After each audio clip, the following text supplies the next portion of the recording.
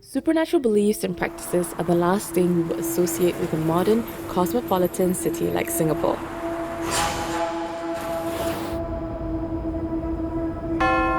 But apart from religious establishments, a quick search on the internet shows that there are, in fact, a dozen occult shops present in this country. So how do these shops even thrive in our modern metropolis? I'm Wendy, and this is Hidden Hustles.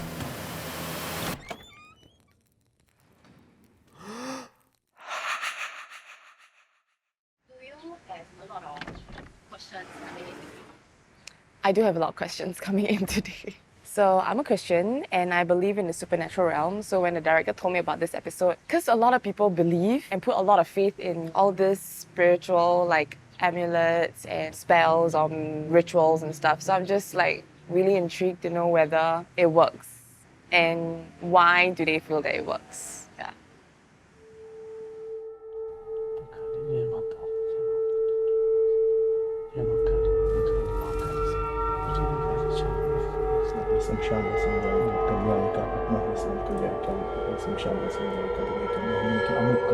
अंतरात्मा बम के ले रनिया बेनी मुक्त कर बेईमान मरघट मैया मासान बाबा हमारी इच्छा हो जा पूरा ओम फट फट स्वाहा मां का लिए हम जन पूर्ण करवा में हर बंदा संग बहुत दुष्ट वाले हैं के अमुक कर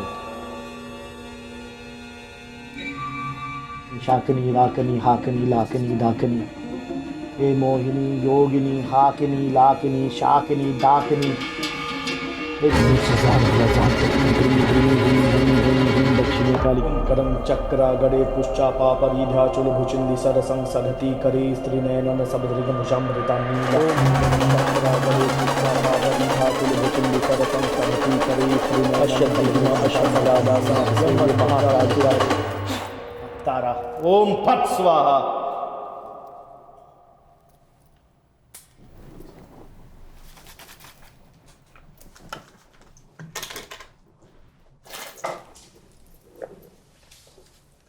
Done.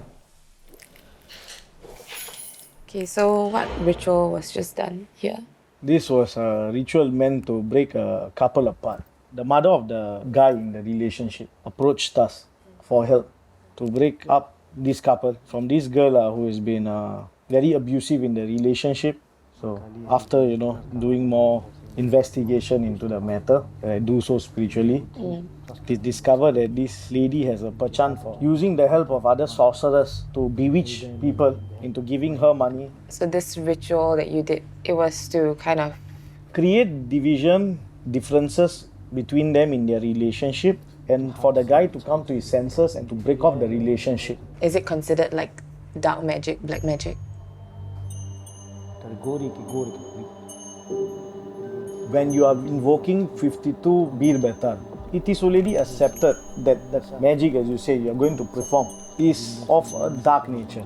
So they are very powerful, malevolent entities that can be invoked for harm or for good. Then what are your boundaries when you perform such rituals? When it comes to the very young, the very weak and elderly, and even in this ritual today that was done, it is to split them up but not to cause any physical or spiritual harm to the person. Because you have that power in that sense to bring together people and separate people. So doesn't that feel like you're playing with fate? I don't have power. The power comes from God. So the question of playing with people's life doesn't even come into focus here. Because I'm merely the instrument. The doer is someone else. Okay. Based on my belief system. Okay. I don't want to come off as rude by questioning Babaji's beliefs so early on, so I'm first getting him to share about his experiences as an exorcist. I have done a lot of exorcism in the course of my life. So these are what we refer to as these spiritually cursed objects. So this box is believed to contain the spirit of what is known as Mei Hyong Prai. The closest resemblance we could get to local references would be the Pontianak, and it was bought in Thailand by a female client of mine. She enlisted the help of this spirit to do so. It came to a point where she felt a feeling of separateness from her body. And she felt like that she was two people at one time. And it was one of the worst cases of a spirit possession that I had encountered. Yeah. You okay? I had one of those episodes. Yeah, I can take a seat. Yeah, I take a seat. It happens in the weird shit when I talk about like how to protect. Sometimes you As in, is it feeling restricted from something? sharing something. Yeah, is it? Oh. Sometimes. Okay. So I take a break and I go back and do it again. Now okay lah. Okay. Okay, so how did it all start? Like you communicating with? In the very early days, because of my fascination with spirits, the unknown, the supernatural, the most logical choice to my then young mind was to go visit the cemetery if I was hoping to have some paranormal encounters. As time progressed, I became more emboldened. I didn't really feel afraid.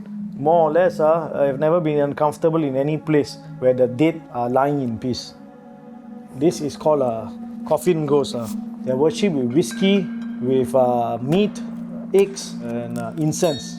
And in return, whenever you ask for them a wish, they will grant it to you.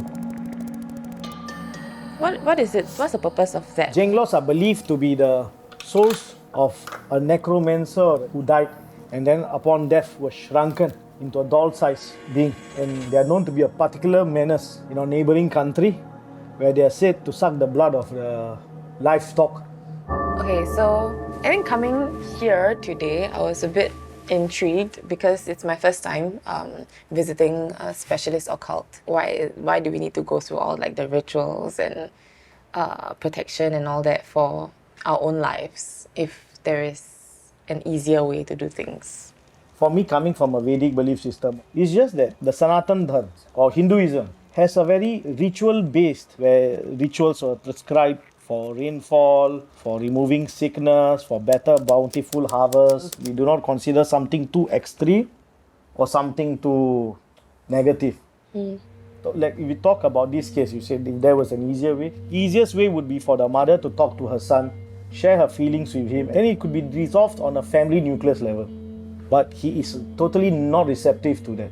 So the easier way did not work. And then if this way did not work, then what option do we have left in our lives as human beings? However, morally, whether it's right, it's wrong, this is a very loaded question. And each human being will interpret this differently according to their own life experiences. Those who have gone through a lot of pain in life will say, you know what, there is no harm in this. Those who have led a very sheltered lifestyle, they would find this appalling. At this point, I think I've got a better understanding of what Babaji does, but I still have some burning questions about the spiritual items that he sells. Okay, so what are all these rings for? These are my collection of Kadamic rings. So my rings have the jinn. So the jinn are like human beings. There are good ones, then there are bad ones. I did have one such encounter with a Kadamic ring that was delivered to my shop sometime early last year. So as I was just going through the CCTV footage, a black mass of smoke or something like that was moving throughout my shop, trying to find a way out. I did some prayers and discovered that it is inhospitable for him because of his evil nature. Let's say if I wear a ring and the jinn escapes, right? Will it affect me No. or the wearer? In the jinn world, if there is one law that is absolute, is that the jinn cannot and will not revolt against his master or his aka. Okay. Is there anything that you are like known for, you specialize in? So what moves the most in our shop on a daily basis is what I call the Asura Takrut. Okay. This spell harnesses the power of these Asura beings. The closer you can consider them would be demigods or deities. So if I purchase one of these, I can wish for whatever I want in my life. That would depend on what you are wishing for. Okay. My takruts can be used to help yourself in as many ways as you want, but they cannot be used to harm someone. Sometimes they buy these amulets and talismans to protect themselves. Sometimes it is to enrich their lives, or they hope to gain certain favors and blessings bestowed upon them that would make their life easier. Then is it like, okay, or is it not considered, it's like a cheat code almost in life? You see, it's what we do with the amulet that matters the most in our life. If we can get ahead in life and help others, then there is no harm in it. Okay, I would say humans are inherently selfish in nature. So how do we know people are doing good with all these amulets? In my experience, human beings are needy. If those needs can be fulfilled, then they can have some spiritual contentment and they will become better human beings, more receptive to those around them and willing to help others more in need. But this is a very idealistic way of thinking. I am an idealistic person. I mean, That's why I'm in this line. okay.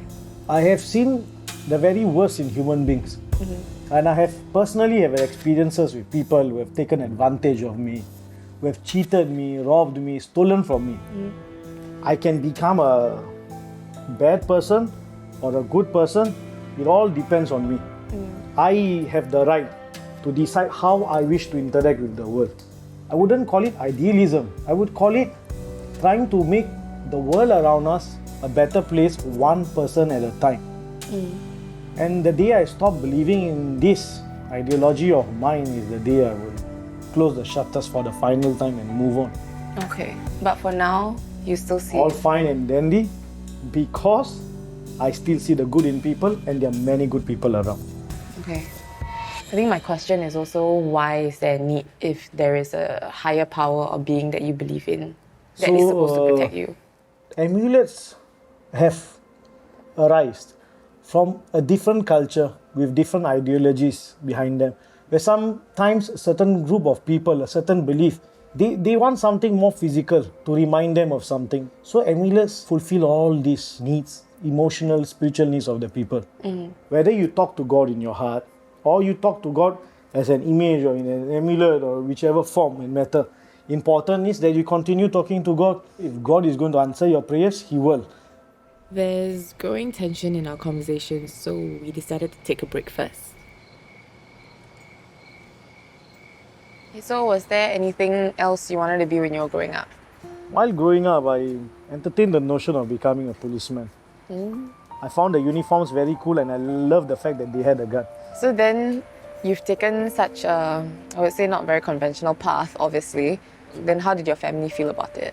Yes, I did face a lot of opposition because given my childhood and my upbringing, there was nothing in it for them to ever have an inkling of what I was going to do in the future as my profession. In that case, are you, like, even with your friends, do they share the same interests or beliefs? Now you see, given the work I have done, personal time, I don't have any friends, so there's no need for me to worry about interacting with them. Yeah, my life has been very quiet. Do you ever feel like it's lonely going down this path?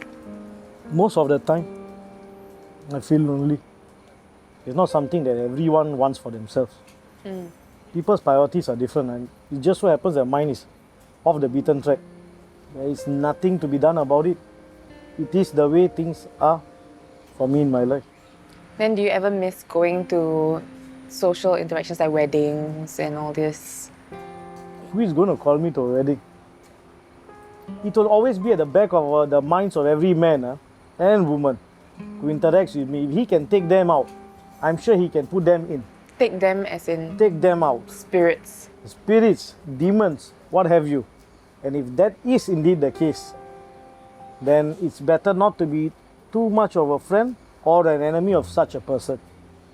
And before the day ends, Babaji shows me one last ritual that he conducts for other clients. Hare Mai, Re Mai, Re Mai, Jai Ma Tara, Jai Ma Kali, Jai Ma Lalita Tripura Sundari Devi. So how do you know this will work? When the client reports back to us, usually it's a good indicator that the ritual has been a success. Then, or could it also be like a coincidence? If such coincidences happen after I have done my reconciliation rituals, and I welcome such coincidences every time, as long as you get what you want, why look a gift horse in his mouth? People can exercise their free will to believe or not to believe. That is their prerogative, their God-given right. I do not question such things, nor do I spend too much time thinking about them. I just had a thought or a question as you were talking about free will. In the example of, let's say I was in a relationship and then he goes to you to ask for a reconciliation ritual, in that sense, do I have that free will to not reconcile? Absolutely. How does that work? I believe what my reconciliations ritual do is through the prayers that we perform, allow for the grief party's heart to heal emotionally, spiritually, and reanalyze the relationship that has ceased to be and see if there is anything more in it that can be salvaged. So, really helping people is why you do what you do.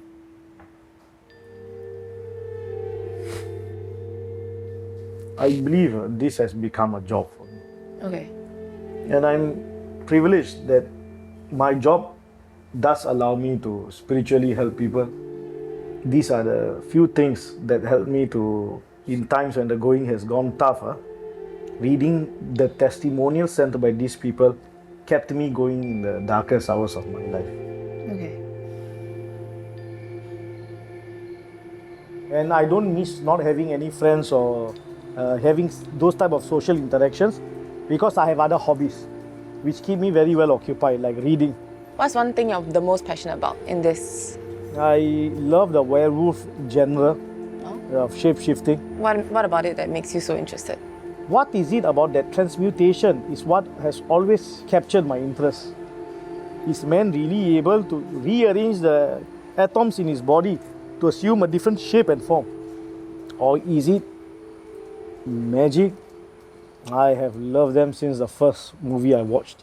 American Werewolf in London. I was going to say Wolverine. No, not a big X-Men fan here. Okay. Sad. Okay. So coming to this episode, I had a lot of questions and I was ready to challenge him even when he was like sharing his why he does what he does and certain things that he stood for. Inside of me, I was ready to like fight him on that. On the other hand, as he was sharing, like, I also felt myself lowering down this want to be like more on the offense with him and kind of understanding him on a more human level. One connection I felt like I had with Babaji was also when he was talking about how he has an idealistic view of the world. I mean, I hope also with the things that I put out on the media, it helps to impact a person. So I guess in that regard, there is like that intention and there's the idealistic dream of wanting to like make the world a better place. Just that our means are different. Hi, thanks for watching till the end of this video. So this is a new season of Hidden Hustles and we're trying out a few new things including new edits and a new logo.